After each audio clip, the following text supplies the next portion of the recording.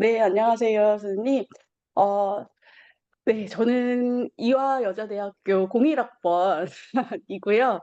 네, 그리고 독일에서 이제 연구와 강의를 시작한 지는 정식으로 이제 시작을 한 지는 작년 8월에 오게 되었어요. 그래서 그다음 오래 되지는 않았지만 세종대학교 중국 통상학과에 그전에는 재직하게 되면서 방문학자로 독일 베를린 자유대학교에 오게 되었었거든요. 그때 독일 에서 한국학과 동아시아 학이 어떻게 연구가 진행되고 있는지 뭐 이런 것들을 좀 살펴보다가 독일에서 한국학자로서 연구하는 것도 참 재미있겠다 싶어 가지고 작년 8 월부터 베를린 자유대에서 연구를 하게 되었습니다. 오늘 여러분과 함께 이야기를 나눌 것은요. 사실 독일에서의 한류와 한국학 현황에 대해서 그래도 제가 자유대에 방문학자 포함해서 지금까지 어 강의와 연구를 하면서 이제 생겼던 그런 경험이나 아니면 이야기들을 함께 후배님들과 나누고 싶고요. 음 제가 이제 독일에서 중어 중문학과를 전공하고 그리고 한국 학자로서 어떠한 일들을 하고 있는지 이제 후반부에 좀 소개를 해 드리면서 좀 강의를 마무리하도록 하겠습니다. 자, 목차를 먼저 보시면요. 과거 유럽인의 눈에 비친 한국에 대해서 먼저 말씀을 드리도록 하겠고요. 다음으로는 독일에서의 한류 열풍에 대해서 말씀드리도록 하겠습니다. 자, 한류 때문에 독일에서의 한국학이 점점 많이 발전하고 있어요. 그래서 그 현황에 대해서도 말씀드리도록 하겠고 예전에는 독일에서 한국에 대한 관심은 대중문화, 케이팝, 드라마 뭐 이런 것들만 관심이 많았었어요. 그래서 한국 학과에 들어오는 학생들 대부분이 사실은 케이팝이 좋아서 K-드라마가 좋아서 한국어를 배우고 싶어서라는 그런 단순한 이유로서 예전에는 들어왔다면 지금은 한국 역사와 한국 문화를 더 자세히 알고 싶어요. 한국학으로 석사와 박사를 하고 싶어요라는 학생들이 점점 많아지고 있어요. 그래서 예전에는 한국에 대해서 관심이 별로 없었지만 지금은 굉장히 한국에 대해서 깊이 알고 싶어 하는 네, 독일 학생들이 많아졌다. 그래서 사실 제일 마지막에는 저의 연구와 저의 강의와도 관련이 있는데요. 독일에서의 한자 교육이 굉장히 중요해지고 있어요. 왜냐하면 여러분들도 알다시피 한국 창제 전 그리고 한글 창제 이후에도 저희 나라에서는 사실 한자, 한문으로 기록된 문서들이 많아요. 그러면 한국에 대해서 좀 더 깊게 이해하기 위해서는 사실 한문이라는 것을 몰라서는 한자를 몰라서는 사실 굉장히 어렵거든요. 근데 독일인 학생들도 이것을 알아요. 그래서 한자를 배우고 싶어 하고 한자로 된 한국어 문헌들, 옛 문헌들도 함께 보면서 공부하고 연구하고 싶어 합니다. 그래서 독일에서의 한자 교육이 어떻게 진행되고 있는지 그와 관련해서 제가 베를린 자유대에서 한자를 강의하고 또 그와 관련한 연구를 준비하고 있는데요. 것들을 조금 소개해 드리도록 하겠습니다. 자, 먼저 과거 유럽인들에게 한국은 어떤 존재였는지 한번 살펴보도록 할게요. 옛날 한국이라는 존재는 유럽인들에게 사실 굉장히 좀 슬프게도 굉장히 미약한 존재였어요. 그래서 이 제가 지금 그림으로 보여 드리는 몇 장의 그림들은 사실 1890 년대에 주로 유럽에서 나온 저널들의 사파로 들어갔던 그림들이에요. 그래서 그러한 그림들에서 한국이 어떻게 묘사되어 있는지를 좀 살펴보게 되면요. 첫 번째 그림은 중국과 일본과의 갈등이라고 하면서 이제 서파가 들어가 있는데 거기에 이제 일본과 중국이 싸우고 있어요. 그러면 일본과 중국이 싸우고 있는데 어 이 중간에 개가 있죠. 그 개가 한국이에요. 그래서 한국과 중국 사이에서 굉장히 힘들어하고 있는, 그 또 사람으로도 묘사되어 있지 않고 동물인 개로 묘사되어 있는 것이 한국이었어요. 그런데 사실은 이 1890 년대, 그러니까 19 세기에는 사실은 이 유럽 국가들이 동아시아를 보았을 때 굉장히 좀 미개한 나라쯤으로 여겼어요. 그래서 사실 한국뿐만 아니라 일본과 중국도 본인들의 좀 하위 계열에 있는 그러한 나라들로 생각을 했었습니다. 그래서 이 그림을 조금 보게 되면요. 어 그 밑에 설명도 있지만 베아텐 폰 주트너 공작 부인이 이제 꾸짖는 거예요. 너네들 이렇게 싸우지 마. 내가 평화를 얘기할 텐데 아시아의 후진국들이 내 말을 내가 평화를 이야기한다고 해서 알아들을까?"라고 얘기를 해요. 그 중간에 있는 이제 여자가 베아텐 폰 주트너인데요. 평화주의자이고 오스트리아 소설가였어요. 그래서 노벨 평화상을 또 수상하기도 했는데 어 이제 그 사람이 말하기를 동아시아 사람들은 내가 평화를 이야기해도 잘 모를 거야." 이렇게 묘사가 되어 있습니다. 다음 파트를 가면요. 이 그림을 좀 보게 되시면 위에는 유럽이에요. 그리고 아래 다리 밑으로는 아시아를 그리고 있어요. 네. 그리고 밑에서 유럽인으로 보이는, 네, 여자 밑에 뭔가 무릎을 꿇고 있는 일본인으로 보이는 사람이 다리를 자르고 있죠. 발목을 자르고 있어요. 그래서 발목을 자르고 있는데 거기에 어 코리아라고 써져 있어요. 그러니까 위에 계신 분 "이렇게 하면 아프세요?" 라고 사파에 이렇게 들어가 있거든요. 그러니까 어 뭔가 일본이 코리아라고 써져 있는 그러한 나라를 유럽 이라는 그 부분에서 뭔가 본인들이 뭔가 괴롭히는 나라로서 한국은 묘사되어 있고, 근데 그 괴롭히는 대상인 일본인도 유럽인들 밑에서 뭔가 무릎을 꿇고 있는 모습으로 아시아, 동아시아가 그렇게 묘사가 되어 있습니다. 다음 파트를 보시면 일본군 병사와 조선인 짐꾼이라는 제 제목의 사파 사진이 들어 있는데요. 일본군 병사 앞에서 굉장히 무거워 보이는, 네, 짐을 조선인이 뭔가 굉장히 힘들어하면서 들고 가고 있어요. 이것도 1904 년에 저널에 실린 사진인데요. 이렇게 한국은 어 일본이라는 국가에게도 그 괴롭힘을 당하는 어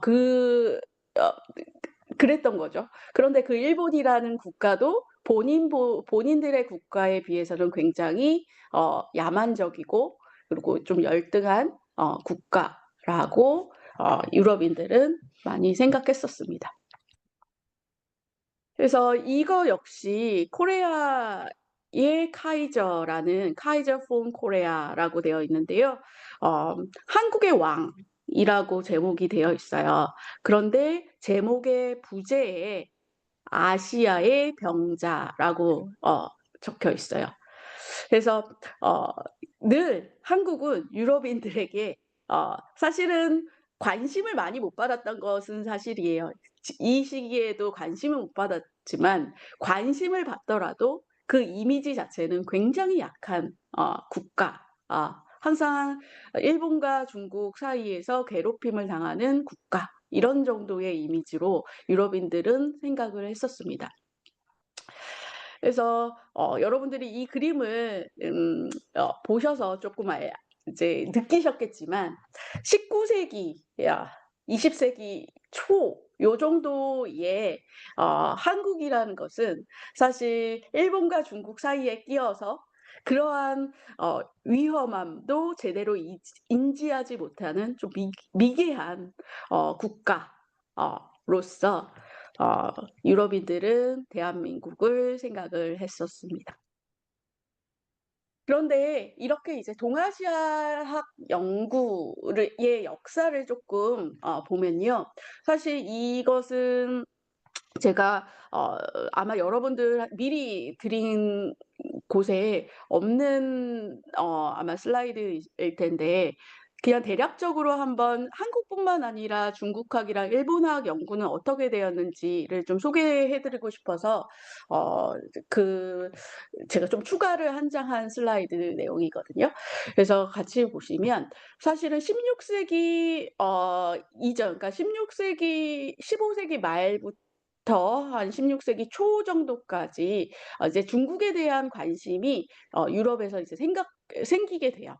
그래서 마르코 폴로 이후에 마르코 폴로가 중국에 대해서 소개하는 글들을 쓰기 시작하면서 사실 유럽인들은 그때부터 중국에 대한 관심을 갖게 됩니다. 그런데 그때 시절에는 일본학이나 한국학 뭐 이러한 개념 자체도 없었고, 유럽인들에게는 이제 관심 밖의 나라였습니다. 그래서 16 세기, 17 세기들을 보게 되면 이 시기에는 일본과 중국은 예수회 선교사들의 이제 역할로서 그들에 의해서 '아, 중국은 이러한 나라구나. 일본은 이러한 나라구나.'라는 것을 인지하게 됩니다. 더 자세히 인지하게 되고요. 또 사실 한국학과 한국에 대한 정보는 16 세기, 17 세기에도 사실 그렇게 많지 않았습니다.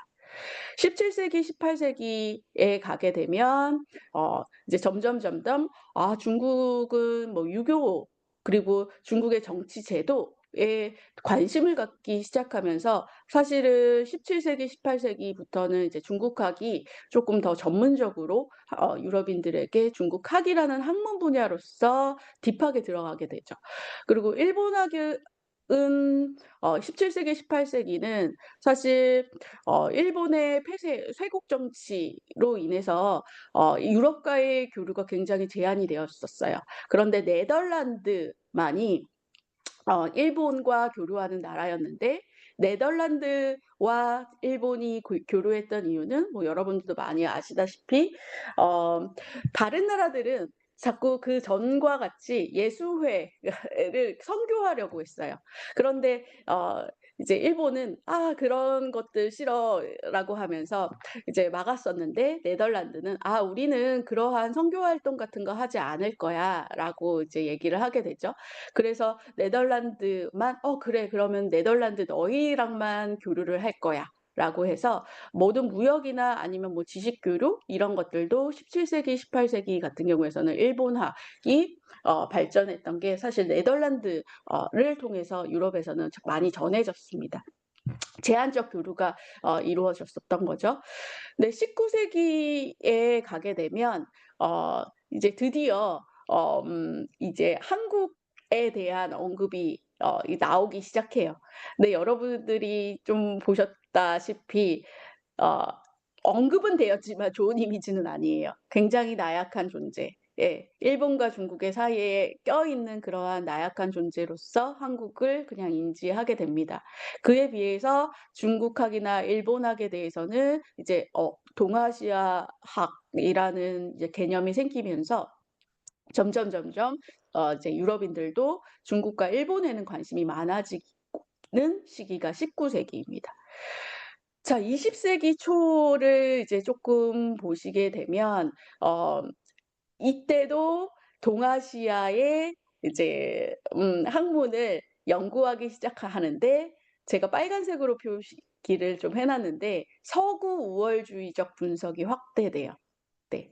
그래서 사실은 이제 동아시아학을 연구할 때 우리보다 미개한 나라들이 모여 사는 곳이라는 그런 개념으로 사실 서구 우월주의적인 분석이 이때 많이 중국학 포함해서 일본학도 마찬가지고, 그러한 분위기가 유럽 학계에 퍼지게 됩니다.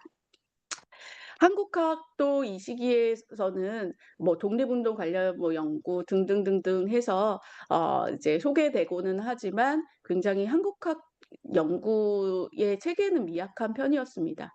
그리고 다음에 냉전기를 보시게 되면 역시 뭐 다양하게 중국학이나 일본학은 학문 분야가 넓어져요. 그 시기 때 이제 중국학과 일본학의 기반이 이미 도입이 됐고 기반이 넓어진 그때 드디어 이제 한국학의 학문적 기반이 형성이 됩니다.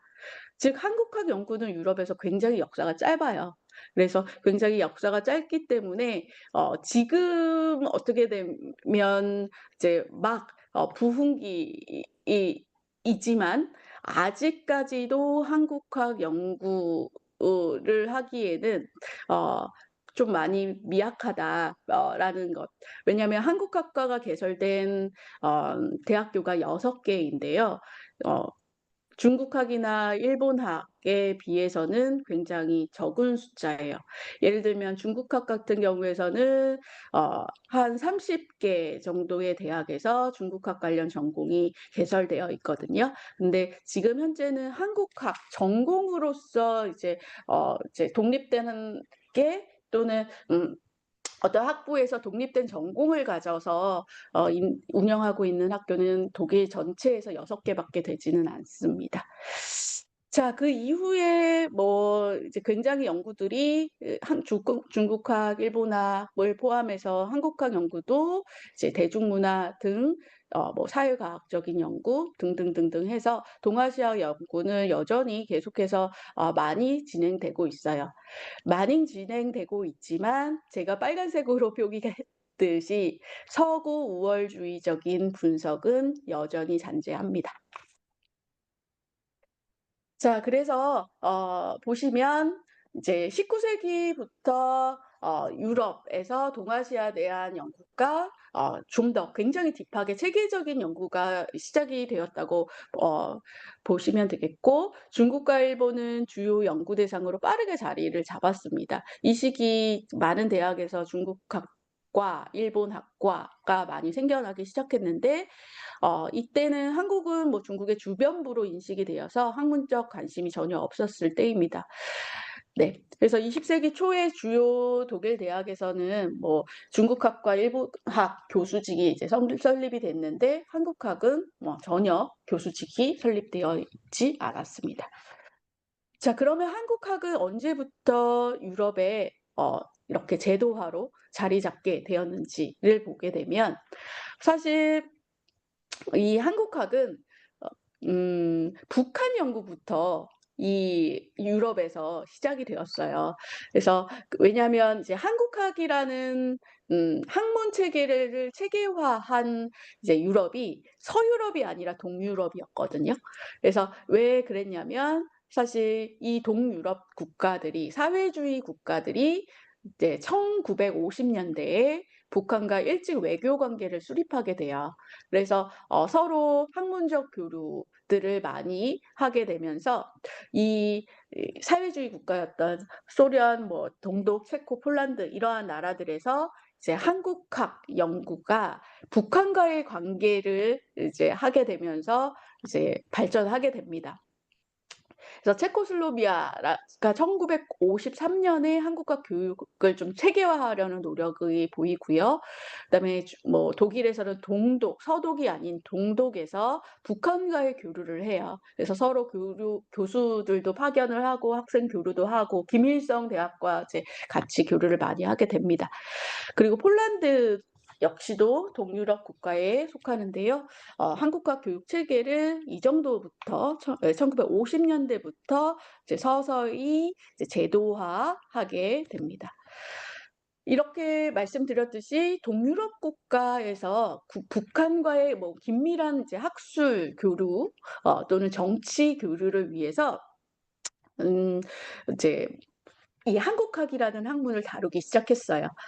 그래서 특히 독일 국가를 이제 말씀을 드리면 동독은 북한 제2의 도시 함흥 재건에 이제 참여하게 돼요. 어 전쟁으로 인해서 함흥이라는 도시가 80% 이상이 굉장히 다 황폐화되었다고 해요. 그런데 "아 너네 그렇게 황폐화된 도시 우리가 재건해 줄게."라고 하면서 지원해 주는 국가가 동독이었어요. 그래서 이 사진을 보시게 되면 동독 함흥시 재건단이에요. 그래서 이 북한 지원을 위해서 함흥에 가 가지고 이 독일인들이 서로 도와주고 또 가족과 네 그 북한 사람들과도 굉장히 친하게 지내는 그러한 사진들이 많이 발견이 됩니다. 그러면 서유럽에서는 언제부터 한국학이 발전되었는지를 이렇게 보게 되면요. 소아스라고 해서 런던 대학교 학부 중에 동양 및 아프리카 학부라고 있어요. 그래서 1953 년에 한국학 전임 강사가 임명이 됩니다. 사실 이런 학문에 의한 뭐 한국학의 발전은 어 이 유럽에서의 개념은 교수직이 생기느냐 가 굉장히 밀접한 이 학문이 발전하고 있느냐를 볼 수 있거든요. 그래서 이 런던 대학교에서 이런 한국학 전임 강사가 생겼다는 것 자체가 이제 쪼끔 관심이 시작되는 단계였다라고 보시면 되겠고요. 1960 년대에 독일을 이제 보게 되면 뭐 튜빙겐 대학교, 보훔 대학교, 함부르크 대학교, 서베를린 자유대학교에서 한국어 강좌가 개설이 됩니다. 이때까지만 해도 그냥 한국어에 대한 강좌가 중국학과나 일본학과의 하나의 부전공도 아니고 그냥 하나의 과목, 언어 과목으로 개설되는 케이스가 많았었어요. 그래서 독립된 전공으로서는 당연히 자리를 잡지 못한 어 시기였고요. 파리에서 보면 그 1959 년에 일본 한국학과로 명칭을 바꾸게 돼요. 그러니까 한국학에 대한 관심이 이제 파리에서도 굉장히 많이 생기게 되었다는 거죠. 그래서 한국어 이제 강좌 개설 자체가 한국학의 제도적 정착을 위한 시금석 역할을 했다라는 거. 그래서 1970 년대에는 프랑스, 독일, 네덜란드에서 한국학이 이제 제도적으로 자리를 잡기 시작한 것입니다. 그래서 1977 년도에 유럽의 한국학 협회가 생기게 돼요. 그래서 31 명의 학자들이 런던에 모여서 이제 한국학을 연구하는 학자들이 이때 이제 회의도 열고 했는데요. 어 이 학회가 얼마나 커졌는지를 쪼끔 보면 사실 제가 다음 달 이제 6 월에 에든버러 대학교에 가게 됩니다. 근데 그게 유럽 한국학회라고 하는 학회에서 진행이 되는 한국학과와 관련된 한국학의 뭐 역사, 언어, 철학 등등등등 정치, 경제를 포함한 한국학을 연구하는 유럽 학자들이 거의 다 대부분 다 많이 오세요. 그리고 한국에서도 오시기는 하시는데 대부분은 유럽 학자들이 많이 오시거든요. 그런데 발표자 수가 어마어마합니다. 그러니까 그 정도로 지금은 한국학의 규모가 굉장히 커져 있다는 것, 그리고 지금 굉장히 발전 시기라는 것을 좀 보여드리고 싶어서 그 33 명의 한국학 연구자로 시작됐던 그 모임이 지금 이번 6 월이 32 회째를 이제 맞게 되는데요. 지금은 2 년에 한 번씩 그 학회를 열어요. 그래서 유럽의 각 국을 돌아가면서 이렇게 열게 되는데 작년에는 코펜하겐 대학교에서 열렸는데요. 어 발표하는 학자만 160 명입니다. 그러니까 160 편의 그 한국학 주제가 이 학회에서 발표가 돼요.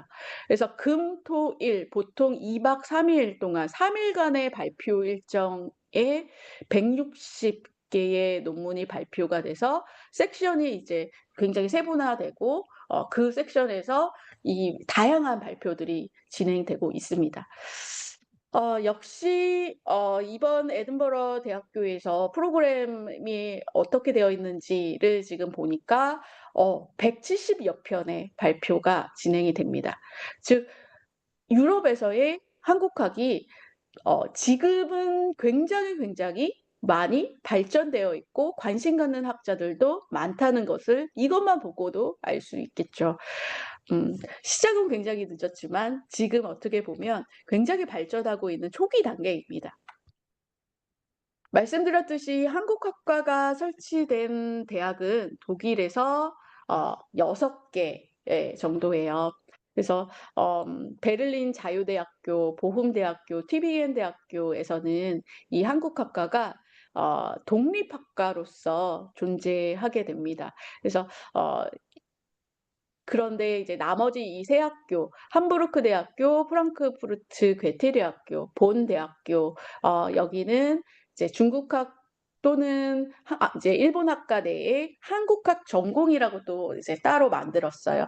그래서 사실은 이제 독립학과의 정도는 아니지만 그래도 학생들이 한국학 전공을 할 수 있는 여건을 이제 제도화된 대학교가 요 3개 정도예요. 아직까지는 좀 한국학과가 있는 대학교가 조금 적죠. 발전은 하고 있음에도 불구하고 제도적으로는 아직까지는 미약합니다. 특히 대부분의 어 그 학교에서 교수의 그 숫자가 몇 명이냐에 관해 한 것에 굉장히 많은 집중을 하거든요. 사실 여기에서는 프로페서라는 타이틀을 붙이고 또는 어 이렇게 따내는데 굉장히 좀 힘든 것 같아요. 그래서 이 프로페서라는 자리가 중국학이나 일본학에서는 그 교수직 자리를 많이 만들어 줬어요. 그런데 사실 이 6개의 대학에서 대부분의 한국학과는 그 교수직, 그러니까 독일 정부가 인정하는 프로페서라는 타이틀을 붙일 수 있는 그러한 교수직이 한 학교에 한 자리밖에 없습니다. 그래서 어 그 그만큼 사실 굉장히 좀 한국학과에 대해서는 좀 규모가 작다라고 말씀드릴 수 있을 것 같아요. 근데 그럼에도 불구하고 한국학 전공 학생 수는 점점 많이 늘어나고 있거든요. 굉장히 희망적인 일이고 학생들의 수가 많아지면 당연히 교수직에 뭐 지금 한 자리지만 2자리, 3자리 늘어날 것이라는 희망적인 것들이 많이 보이고 있는 시기입니다. 그래서 학생 수 변화를 조금 보게 되면요. 독일 전역의 한국학 전공 학생 수는 약 30 명에 불과했어요. 2000년대 초반에는요. 그런데 최근 보게 되면 이 6개의 대학에서 한국학 신입생 수가 1 년에 300명 정도 돼요.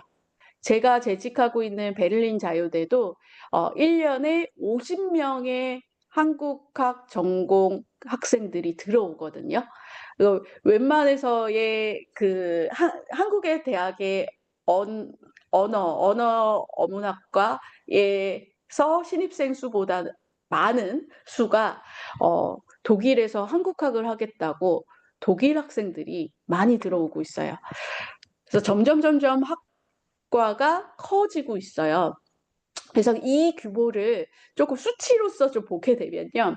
그 교육통계서비스 국제교류재단에서 2018년 통계를 좀 보게 되면 한국 전체 그 도거동문학과 박사 과정생이 2018년에 22 명이었다고 해요. 그런데 독일 한국학과의 박사 과정생이 18 명이었어요. 근데 이게 이 숫자가 물론 이제 그 한국보다는 4 명이 적지만 그 학과의 수를 비교를 하게 되면 굉장히 적지 않은 수치였구나가 느껴지는데 한국의 도거동문학과와 독일의 한국학과의 수는 사실 9배 차이가 나거든요. 그래서 그 9배 차이인데도 불구하고 박사 과정생의 숫자는 지금 얼마 나지 않은 상황입니다. 즉 굉장히 2018년에도 그 박사 과정생이 많다는 것은 한국에 대해서 훨씬 더 연구하고 더 공부하고 싶어 하는 독일 학생들이 많아지고 있다라는 것, 적은 숫자가 아니다라는 것을 증명해 주는 것 같고요. 2022년 통계를 보게 되면 이제 역전을 하게 되죠. 그래서 한국 도거동문학과 박사 과정생은 9명에 불과하지만 저희 학교 베를린 자유대학교의 한국학과 박사과정생만 16명입니다. 그래서 학생 수의 이제 이러한 차이 역시가 이 한국학이 최근에는 얼만큼 독일에서 좀 주목을 받고 있는가라는 것을 좀 증명해 주는 것 같아요. 이렇게 독일에서 한국학이 양적으로 성장한 이유는 사실 케이팝이 굉장히 컸어요. 가수들 H.O.T.부터 시작해서 뭔가 한류의 열풍이 이제 이런 케이팝을 통해서 많이 전해지게 되었었는데요. 지금은 BTS예요. 그래서 BTS를 모르는 독일인은 거의 없습니다. 그래서 그 케이팝 BTS가 한국인이었어라고 하면서 놀라고 한국에 대한 이미지가 훨씬 더 많이 좋아지고 있고 그렇습니다.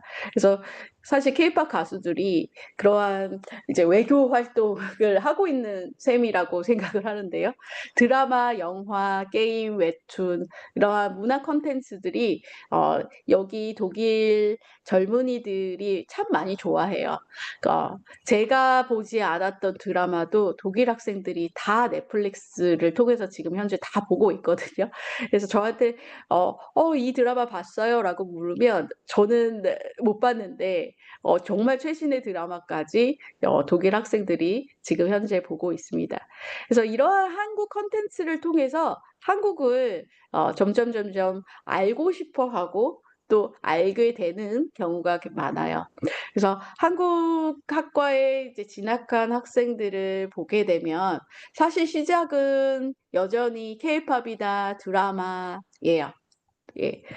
그런데 그 시작으로 해서 한국에 대해서 그것에 그치는 것이 아니라 점점 더 알고 싶어라는 친구들이 많아지기 시작하면서 한국 학과에 들어와서 정치, 경제, 사회, 문화 방면에서 한국에 대해서 좀 더 깊게 공부하고 연구하고 싶다라고 하는 학생들이 많아지고 있어요. 그래서 한류에 대해서 조금 이제 말씀을 드리고 유럽에서의 한류를 같이 이어가면요. 한류는 여러분들 아시다시피 뭔가 아시아 지역을 비롯한 전 세계의 광범위한 지역에서 한국 대중문화가 향유되고 소비되는 경향을 한류라고 합니다.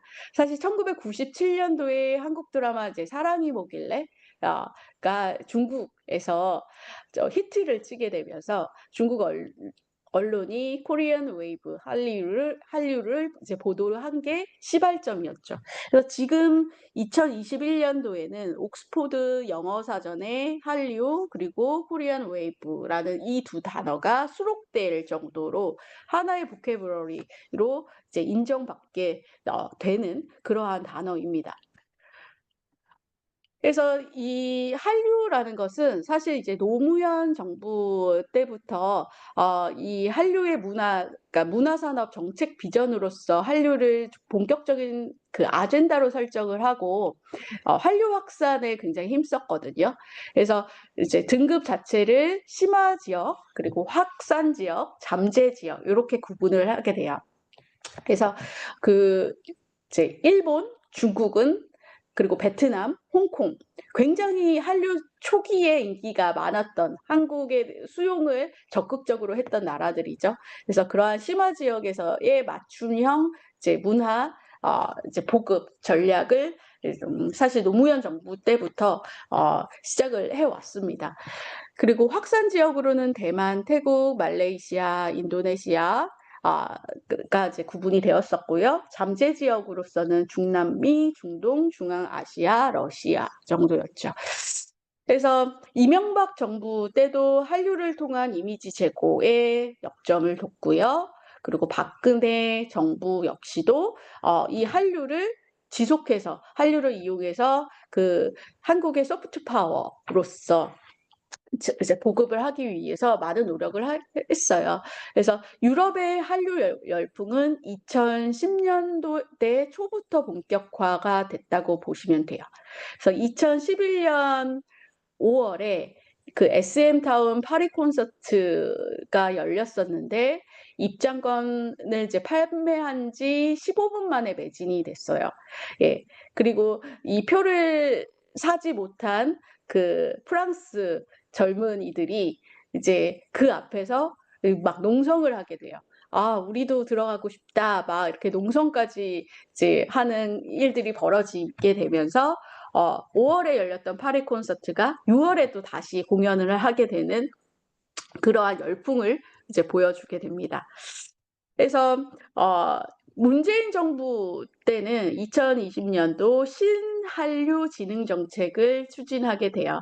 그러니까 이 한류라는 것은 각 정부에서 굉장히 문화의 그 소프트 파워, 그 한국의 소프트 파워로서 잘 외교적으로도 또 그 문화적인 보급 정책으로 음, 이용을 하려고 했던 것들이 이러한 정책을 통해서도 많이 살펴볼 수 있거든요. 그래서 한류는 세 단계로 구분할 수 있을 것 같아요. 한류 1.0, 한류 2.0, 한류 3.0 시대라고 이렇게 분류를 하는데요. 한류 3.0 시대 정도부터가 유럽에서 이 한류가 정말 본격적으로 인기를 받았던 시기라고 보시면 될 것 같아요. 이렇게 한류가 급속도로 전 세계에 심지어 유럽에까지 이렇게 인기가 많아지게 된 이유는 사실 OTT 서비스, 스마트폰 이러한 것들의 영향이 컸죠. 그래서 이 대중문화나 문화예술, 전통 문화를 포함한 한국 문화 전반에 대해서 관심을 갖고 또 그거에 대해서 보급을 애썼던 거는 한류 3.0 시대 이후라고 보시면 될 것 같습니다. 사실 저는 01학번이기 때문에 01학번 그 중어중문학과로 있을 때 교환학생으로 중국을 갔었거든요. 그때 한국 드라마가 정말 열풍이었어요. 그래서 김희선 아느냐, 안재욱 아느냐라고 이렇게 물어보게 되면서 한국 드라마에 대한 관심을 중국에서 굉장히 많이 네, 보였었죠. 그리고 저는 굉장히 이제 좀 행운이었던 것 같은 게 그 당시 때 중국의 한류가 굉장히 선풍적인 인기를 얻으면서 한국 친구가 있다는 것을 중국인들이 굉장히 자랑스러워하고 좋아했어요. 한국 친구를 굉장히 사귀고 싶어 하고 막 이랬었어요. 그게 보면 한류 1.0 시대인 거죠. 그래서 한류 1.0 시대 때 제가 중국에 교환학생을 할 때 그 시기, 한류가 태동한 시기에 제가 중국에서 좀 그런 반사 이익을 봤습니다. 그런데 제가 이제 지금 한류 3.0 이후로 유럽이 굉장히 한류가 인기를 이제 주목을 받고 있는데 또 그 어떻게 보면 그 또 베네핏을 또 제가 유럽에 있으면서 좀 누리고 있는 것 같습니다.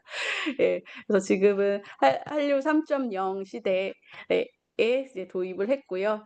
그래서 그 대표적인 가수들을 보게 되면 제가 독일에 있었을 때 참 중국 학생들이 H.O.T에 대해서 많이 물어봤던 것 같아요.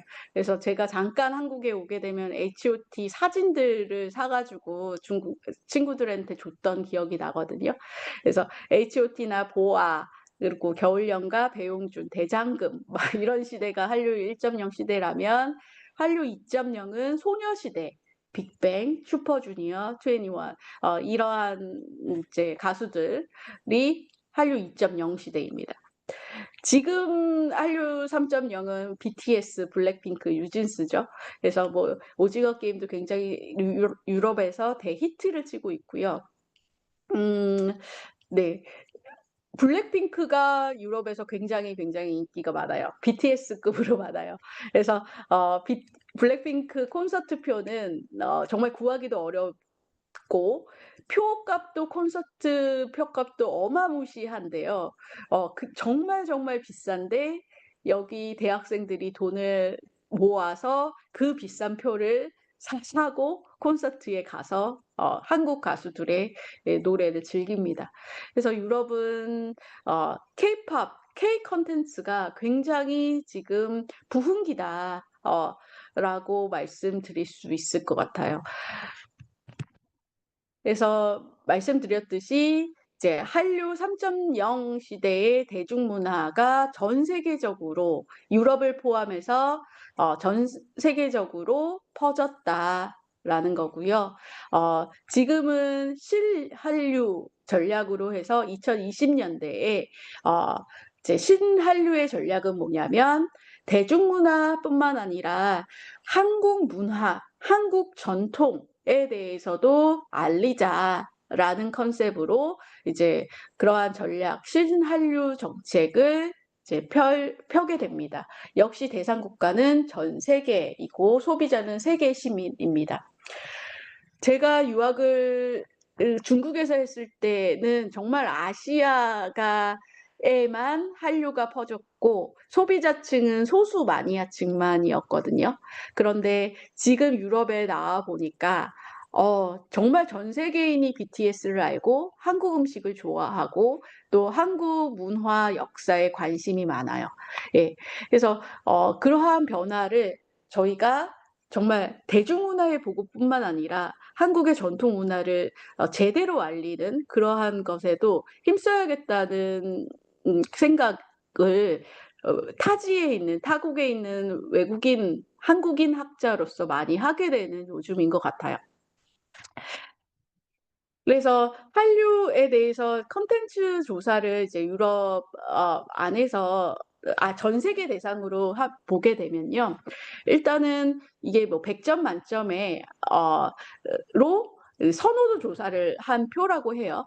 그래서 2021 년에 한국국제문화교류진흥원에서 이러한 선호도 조사를 했는데 유럽 역시도 마찬가지로 어 아시아나 미주에 뒤지지 않고 굉장히 선호도가 높아요.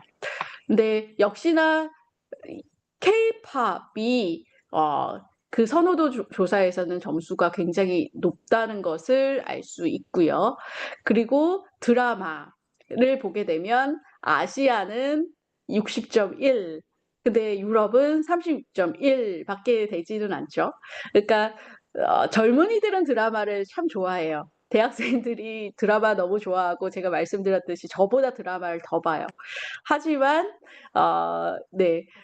30-40 대, 30대 이후에 40 대, 50 대, 60 대의 독일인들은 사실 K-드라마에 많은 관심은 없어요.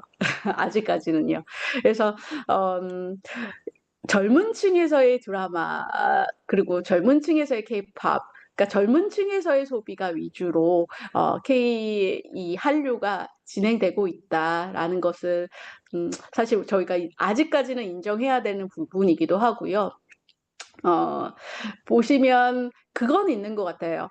드라마 같은 경우에서는 사실 문화적인 요소가 많이 이해되어야 되는 그런 요소들이 많잖아요. 그러니까 음악은 단순히 이게 즐기면 되지만 드라마는 문화적인 거, 역사적인 배경 막 이런 것들을 알아야 제대로 그 드라마를 이해할 수 있는데 얼마 전에 폭삭 속았수다가 굉장히 인기였잖아요. 그런데 아마 아시아에서는 대히트를 쳤을 거예요.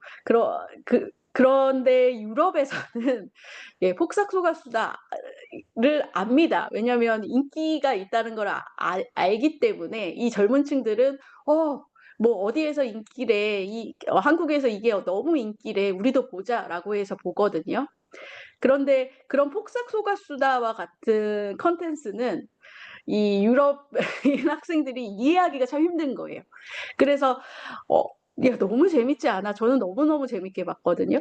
그런데 이제 학생들에게 그 얘기를 하면서 그 드라마를 보면서 "너무 많이 울었다. 그리고 너무 재밌었다." 이렇게 얘기를 하면 그 부분에 대해서는 공감을 잘 하지 못해요.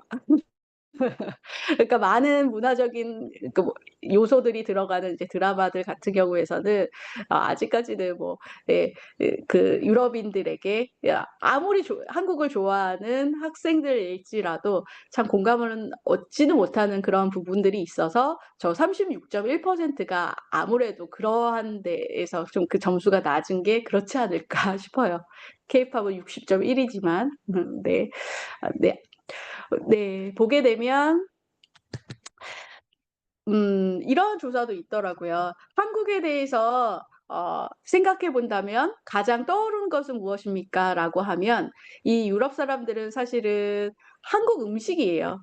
예. 그래서 그 케이팝 이은 정말 젊은 층들이 하고 있는 것이라고 한다면 30대 이후에 뭐 30 대, 40 대, 50 대, 60 대의 독일인들은 한국 하면 그냥 비빔밥, 불고기 이렇게 한국 음식이에요.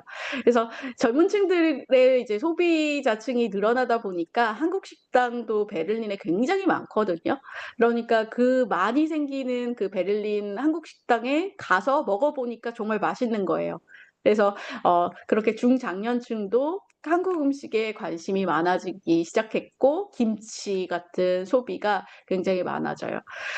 사실 저는 아이를 여기 유럽에서 키우기 때문에 어 김치 냄새가 날까 봐 그 가끔 도시락을 싸 가게 되면 처음에는 싸 주지 않았어요. 괜히 놀림이라도 받지 않을까 김치 냄새 난다고?"라고 하는데 요즘에는 김치볶음밥도 싸 달라고 저희 아이들이 그래서 김치볶음밥을 그냥 당당하게 싸서 그냥 막 들여 보내거든요. 그러면 아이들이 와서 막 뺏어 먹는데요. 그 정도로 김치에 대한 거부감, 김치 냄새에 대한 거부감 이런 것들이 많이 없어졌던 것 같아요. 예전에 제가 유학했을 때만 해도 물론 굉장히 오래전이지만 김치 냄새 날까 봐 굉장히 같은 아시아인인데도 걱정을 했었었는데 요즘에는 오히려 한국 마트에 가면 그 김치를 사는 서양인들을 너무너무 많이 보게 돼요. 근데 어 "김치를 그럼 뭐 해서 먹니?" 제 독일인 친구에게 물어보니까 빵과 김치를 먹는다고 하더라고요. 그래서 어 참 안 어울릴 것 같은데 밥과 김치가 아니라 빵에도 그 김치 맛이 좋아서 빵에 김치를 싸 먹기도 하고 그러고 있습니다. 그래서 한국 음식을 참 많이 좋아하는 것 같고요. 그리고 케이팝은 여전히 IT, 태권도 뭐 자동차 이러한 것들을 유럽인들에게는 한국 이미지로 생각하고 있습니다. 한국 콘텐츠를 문화 콘텐츠를 경험해 보았니?"라고 물어보게 되면 역시 음식이에요. 그래서 음식을 가장 많이 겪어 봤고요. 그다음에 음악, 영화, 애니메이션 등등등등의 순위를 차지하고 있습니다. 그래서 유럽인의 한국 대중문화에 대한 인식 전망에 대한 조사를 좀 보게 되면요. 한국에 대해서 어떤가 어 한국 문화는 인기가 있다가 61.8%죠. 그런데 그다지 인기가 있지 않다라는 것도 20.6%가 되는 이유는 예 어 솔직한 분위기를 말씀드리면 아까도 언급해 드렸지만 적어도 50대 이후의 정말 장년층들은 또는 노년층들은 아직까지도 유럽인의 시각으로 한국을 봐요. 그러니까 19 세기 때 유럽 중심의 생각으로서 한국이나 동아시아를 뭔가 열등하게 생각했던 것처럼 아직까지도 그런 장년층 이상부터는 '아 케이팝은 좀 저급한 음악이라고 생각하는 유럽인들이 꽤 많아요. 그래서 이들의 이제 어떻게 보면 한국에 대한 이미지를 바꾸는 것도 저희의 하나의 숙제이기도 하겠죠. 그래서 이 유럽인들은 한국 대중문화에 대해서 인식을 할 때 '더욱 인기 있을 것이다.'라고는 당연히 생각을 해요. 음 그런데 그럼에도 불구하고 사실 유럽인의 장년층 이상부터는 케이팝에 미쳐 있는 본인들의 아이들을 볼 때 '아 왜 저렇게 저급한 노래를 듣지?' 이렇게 생각하는 유럽인들도 꽤 많다는 것이 사실 저희가 또 해결해야 할 과제인 것 같기도 합니다. 그래서 유럽인의 에서의 한류의 그런 반응들, 인식 정도에 또 이제 조사를 좀 보게 되면요. 긍정적으로 평가한 이제 국가는 포르투갈, 불가리아, 아일랜드, 폴란드예요.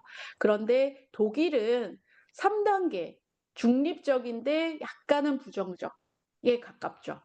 그러니까는 케이팝이 굉장히 인기 있고 한국학에 대한 관심이 높아지고는 있지만 여전히 '부정적인 면도 많다.'라는 것을 보여주는 조사인 것 같습니다. 네. 그래서 한류의 미래의 과제를 쪼끔 보게 되면요. 어 역시 한류 초기 단계에서 일본, 중국, 제가 유학했을 때 말씀드렸는데 그때만 해도 한국 친구라고 하면은 저는 막 어디든지 불려다녔었거든요. "내 한국 친구야."라고 막 물어보고 마치 김희선이 제 친구인 양 김희선에 대해서 자세히 물어보기도 하고 막 이렇게 했던 것 같은데 지금은 반한류 정서가 사실 일본, 중국에 싹 텄고 그러한 분위기가 있잖아요. 그런데 그러한 분위기를 조금 생각을 해 보고 저희가 반성할 부분들 역시도 생각을 해서 유럽 내에서 어떻게 하면 한류가 지속을 계속할 수 있게 하는지에 대한 논의가 필요하다고 생각을 합니다.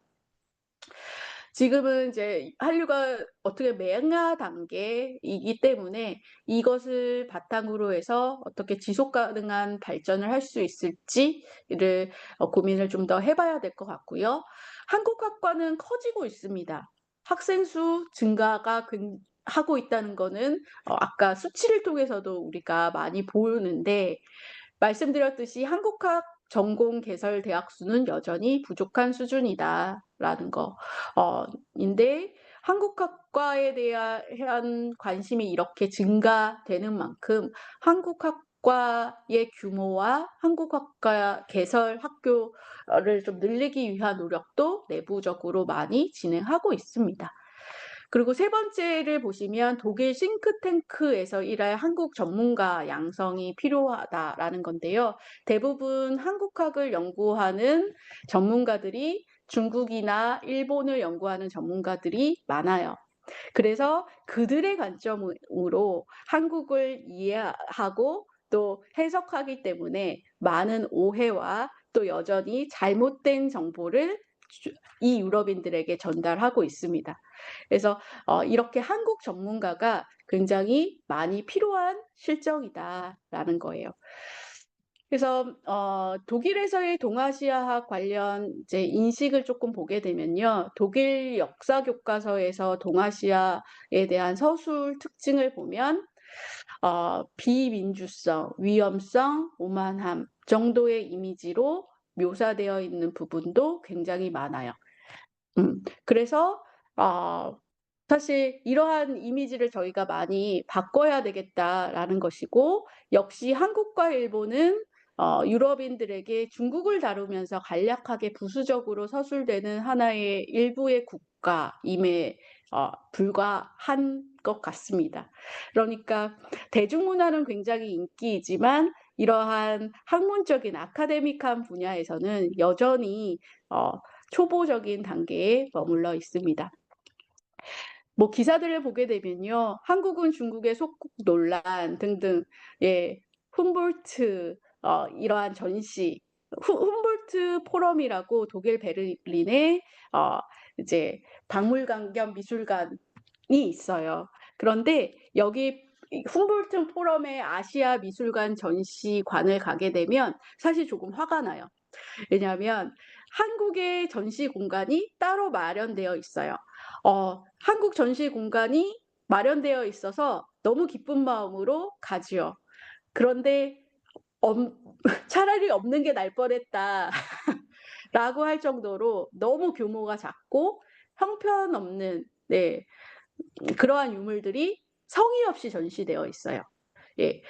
그럼에도 불구하고 중국관 그 옆에 있는 관과 일본관은 규모가 굉장히 크거든요.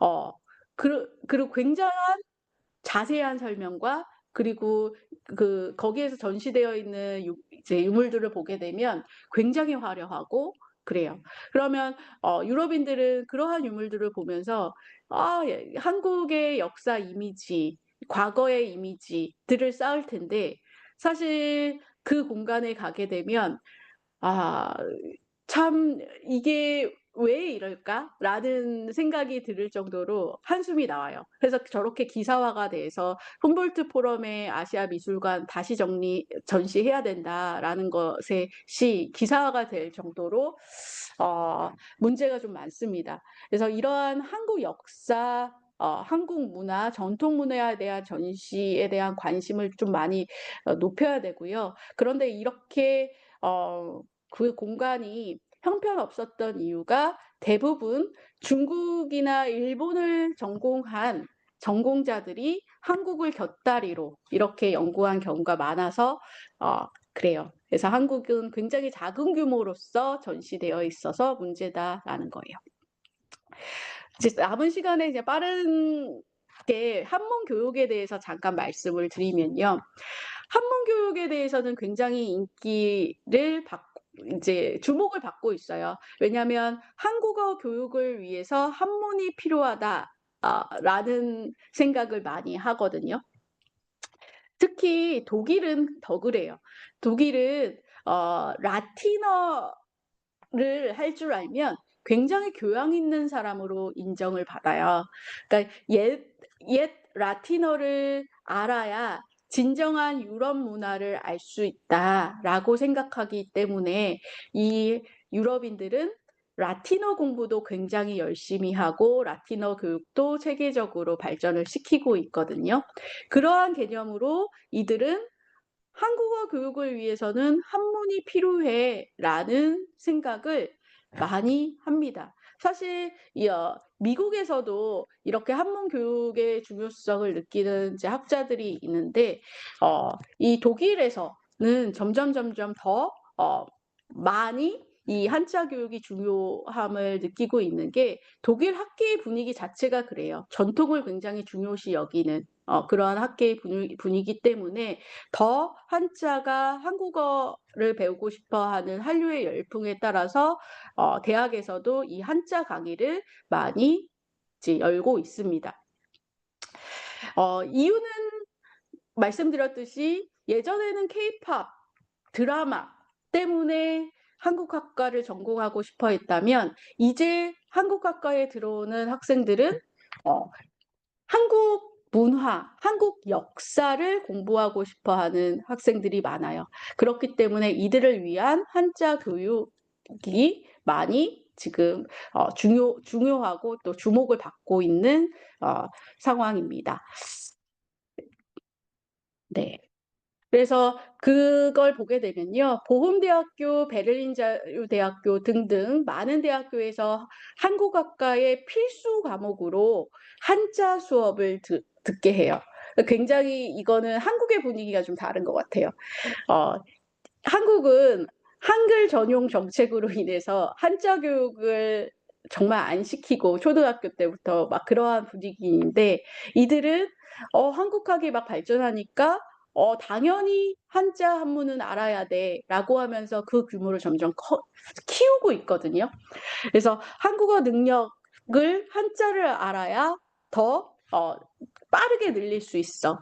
그리고 언어 문화를 이해하려면 한자 한문 수업이 필요해.'라고 해서 6 개의 대학교가 이 한국학 전공이 개설되어 있지만 이러한 6 개의 대학에서 모두 한자가 주목받고 있습니다. 간단하게 한 3분 정도만 제가 저의 프로젝트를 조금 소개해 드리면서 마무리를 할게요. 그래서 저는 여기에서 베를린 자유대에서 한자를 가르치고 있어요. 그래서 한자를 가르치면서 연구는 어떤 것을 하고 있냐면 한국 고유 한자에 관한 연구를 하고 있거든요. 어 이 서양인들이 그전까지는 정말 이 한국학이라는 것이 관심을 받지 못했기 때문에 한국이라는 나라는 한글 창제 이전에는 한자를 썼지, 한문으로 기록했지. 그런데 중국 한자와 한국 한자는 완전히 똑같아. 어, 라고 생각을 해요. 그런데 한국 한문과 또 한국에서 쓰는 한자가 중국과 다른 면이 있거든요. 그럴 수밖에 없었던 게 당연히 언어나 문자 같은 경우는 문화를 반영할 수밖에 없는 거기 때문에 살아있는 화석이죠. 그쵸? 그래서 그 문화가 반영되기 때문에 본인들이 필요한 한자들을 계속해서 만들어냈어요. 그게 한국이 중국으로부터 한자를 수용하면서 한국만의 고유 한자를 만들어낸 것들이 많거든요. 예를 들면 여러분들 아시는 논답자 역시도 한국에만 있는 한자예요. 중국에는 이 논답자가 없거든요. 그것을 포함해서 이 한국 한자들, 중국에는 그리고 일본에는 없는 이러한 한자들이 뭐가 있을까? 이러한 연구들이 한국 내에서는 연구가 되어 있는데 사실 여기 유럽인들은 관심이 없어요. 그런데 최근 관심을 갖기 시작했어요. 한국에서는 어떻게 한자를 그렇게 언어 체계가 다른 한자를 가지고 한국어를 기록했을까? 그리고 너네가 이렇게 새롭게 만들어낸 한자는 왜 만들어냈어? 뭐 등등등의 질문을 많이 던집니다. 그래서 그러한 고유 한자들을 보게 되면 이 여기 한자들 니은 받침, 종성이 니은인 것, 리을인 것, 미음인 것들을 만들어낸 한자들을 보게 되면 참 재미있어요. 그러니까 중국어의 사운드로 낼 수 없는 그런 한국어 발음들을 이러한 이제 그 한자의 부분을 가지고 새로운 한자를 만들어서 이게 이제 그 한국어 음을 표기하기도 했고요. 한글과 한자를 혼용해서 만든 그러한 고유 한자들도 있어요. 각자를 보게 되면 가자에다가 기역을 넣어서 이게 각을 표현했고요. 그다음에 두자도 두에다가 니은 받침을 써서 둔이라는 한자를 만들고 갈은 가에다가 을이라는 이제 발음을 나타내는 리을과도 비슷한 을을 이제 추가해서 가를 만들고 놈자도 만들고 뭐 이렇게 한글과 한자를 조합하는 그러한 한국 고유 한자들이 있습니다.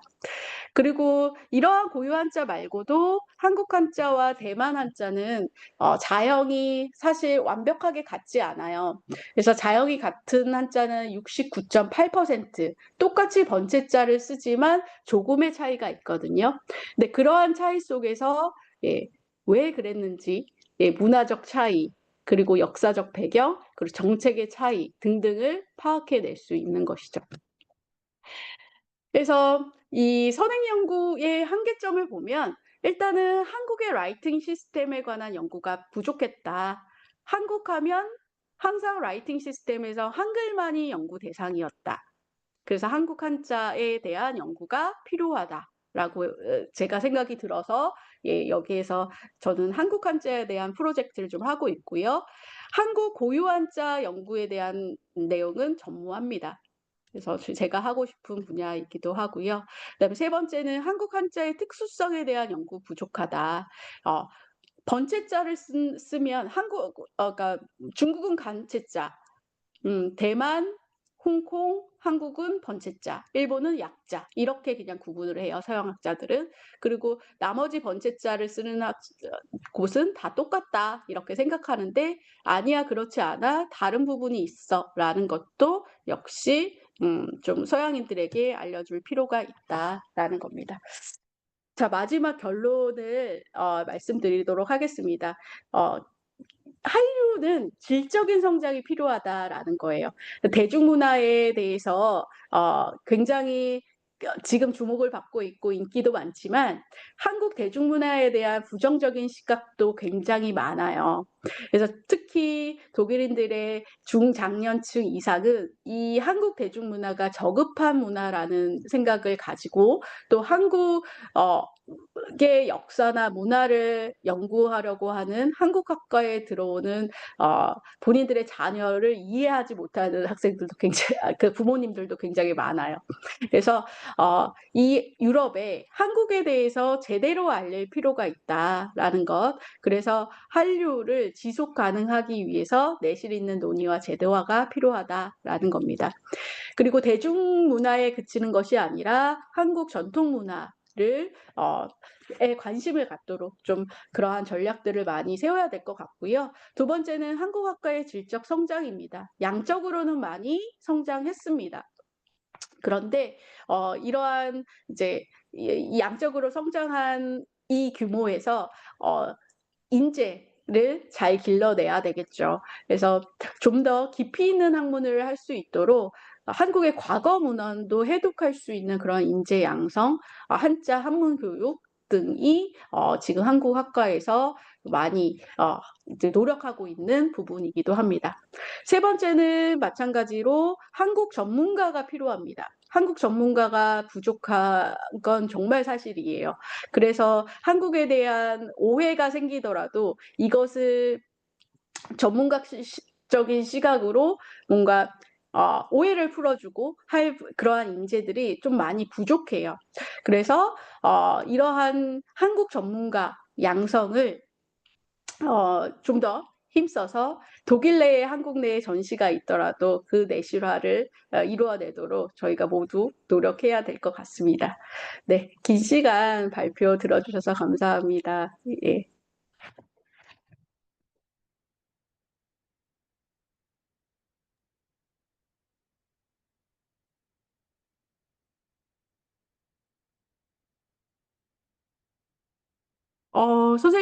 선생님 목소리가 잘 안 들리는데요, 선생님. 네. 네네, 예, 네. 예예예. 시간이 좀 남아서 우리 학생들이 이렇게 실시간으로 질문을 할 수 해 주셨으면 좋겠어요. 지금 거기 시간 새벽 4 시인데 선생님께서 진짜 잠을 못 주무시고 이렇게 열강을 해 주셔서 감사합니다. 저는 이게 들으면서 한 가지 궁금한 게 우리나라에는 독일 문화원이 있잖아요. 그래서 각 문화원에서 네. 이렇게 많이 그 독일 문화를 접속하고 그런 기회가 있는데 거기 독일에도 한국 문화원처럼 이렇게 좀 뭔가 이렇게 무슨 대사관에서 좀 관여하고 지원해 주는 그런 문화원 같은 게 없나요? 예, 있습니다. 어. 한국문화원이 있고요. 네. 그리고 한국어 교육재단이라고 있고요. 어 어. 굉장히 그러니까 문화를 보급하기 위해서 문화원에서 많이 애쓰시고 있고, 그리고 한국어 교육도 재단이라고 해서 이곳에서는 사실 그 한국어 교육에 대한 지원도 많이 해 주세요. 예를 들면 이제 중학교, 고등학교에 제3 외국어쯤 되겠죠. 제3 외국어로 한국어를 배우고 싶어 하는 이제 학생들이 있거든요. 그러면 이제 그런 교육원에서 어 그 한국어를 가르칠 수 있는 이제 선생님들을 이제 모집을 해서 그런 곳에 파견을 해 주기도 하고요. 그래서 그런 한국어 보급을 위해서 무료 강의도 굉장히 많습니다. 그리고 저희 베를린 세종학당 같은 경우에서는 그 세종학당 내에 무료로 한국어를 독일 학생들에게 강의를 제공을 해요. 그래서 음. 사실 지금 그 한류의 열풍을 좀 보급 확산시키기 위해서 독일에 있는 한국 분들과 또 한국 정부도 독일에서의 확산을 위해서 많이 노력하고 있는 건 사실이긴 합니다, 선생님. 그렇군요. 네. 우리 학생들 궁금한 상황 없으신가요? 애들이 다 우리 학생들이 그 코로나 이후에 이렇게 줌으로 인제 이렇게 강의 듣는 거가 굉장히 좀 많이 익숙해진 것 같아요. 우리 처음에 근데 그래서 좋은 점도 있고 나쁜 점도 있는데 어떤 면에서는 이게 대면 수업을 할 때도 마치 이렇게 학생들이 별 아. 질문이 없어요. 그냥 조용히 마치 무슨 그 강의 듣듯이 그냥 그래서 굉장히 좀 많이 달라졌고, 그래서 이렇게 뭐 질문을 많이 안 하는 것 같아요. 그래서 그래서 너무 안타깝네요. 새벽 4 시에 지금 이렇게 강의를 지구 반대편에서 강의를 해 주시고 계신데, 예. 네. 예. 맞습니다. 도리어 예. 예. 그 예, 저도 인제 외국에서 저도 인제 중국에서 한국어 가르친 경험이 있는데, 그런 경험이 정말 중요한 것 같아요. 그래서 저는 이제 중국 언어학을 하는데, 도리어 중국 학생들에게 한국어를 가르치면서 같이 이렇게 중국 친구들이 이렇게 힘들어하는 부분, 그다음에 그걸 통해서 도리어 더 이제 제가 중국 어학을 더 연구하게 된 그런 게 보는데, 선생님은 거기 그 독일 친구들한테 우리랑 완전히 다른 언어권인 학생들에게 한국어를 가르칠 때 어려움이 없으십니까? 어떻게 가르치세요? 한국어를 가르치는 것도 재미있는데 한자를 가르치는 게 전 굉장히 재밌는 것 같아요. 그러니까 한자를 음. 지금 이제 가르칠 때 제가 그 독일 학생들에게 "한국어를 배울 때 한자를 알면 어떤 게 도움이 될까?"라는 것을 이제 알려주죠. 그러면 이제 예를 들면 "불자가 들어가면 아니다."라는 뜻이야. 그리고 음. "학자가 들어가면 배우다."라는 스터디의 그런 의미가 있어."라고 얘기를 해 주면 학생들이 굉장히 그거 자체를 흥미로워해요. 근데 '그 어. 이유가 무엇일까?'를 생각을 해 보면 독일어는 명사가 굉장히 많은 언어거든요. 그리고 명사가 합성어로 되어 있어요, 대부분이요. 예. 아. 그래서 합성어로 되어 있기 때문에 그 독일어 단어를 쪼개 보면 이음이, 의음이, 이음이 세 가지의 의미가 합쳐져서 그 합성어가 하나의 단어로 만들어지는 그러한 케이스들이 굉장히 많거든요. 음. 그래서 그렇게 합성어가 많은 독일어 생활권에 있는 이 독일 학생들은 한자로서 이 단어를 쪼개서 외우는 것 자체가 굉장히 자연스럽고 또 음. 이해하기가 쉬운 거예요. 본인들의 언어가 그러니까요. 그래서 어. 그런지 어 이 한국어를 가르칠 때 제가 단어를 이제 그렇게 하나씩 그러니까 쪼개 가지고 "이런 의미야.